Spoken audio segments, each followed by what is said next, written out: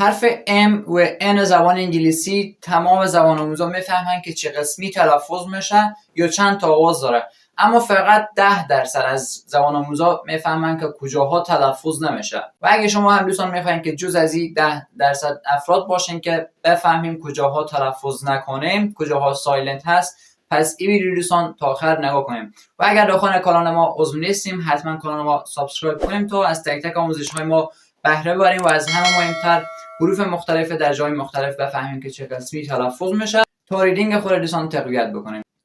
سلام دوستان، سجاد حسینی هستم، مدرس زبان انگلیسی. هفتمین جلسه ما هست از دوره ریدینگ زبان انگلیسی که در این جلسه قرار است درباره حرف M و N صحبت کنیم که چه قسمی تلفظ میشن و از همه مهمتر کجاها تلفظ نمیشن. طوری که بیشتر از زبان آموزا، تمام زبان آموزا میفهمن که حرف M فقط یک آواز داره که عبارت از میم هست، یعنی M همیشه میم تلفظ میشه.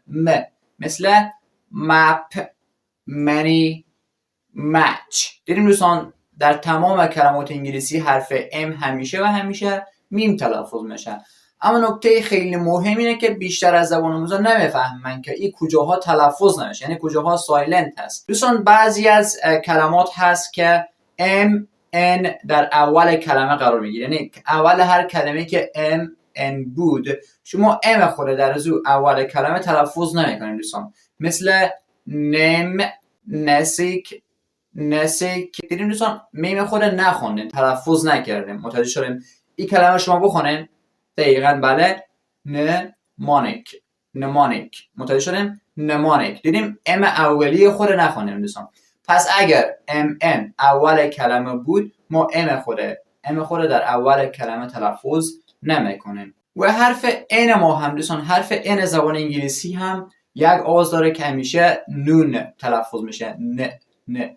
اما خیلی مهم است باز هم که بفهمیم کجاها تلفظ نمیشه. دوستان خیلی ساده بگیم، حرف N با آخر کلمات اگر بعد از M بیاید، یعنی MN دوباره با آخر کلمه قرار بگیره. نکته‌ای که بیشتر گفتیم MN اگر به اول کلمه قرار بگیره ما M خود تلفظ نمیکنیم.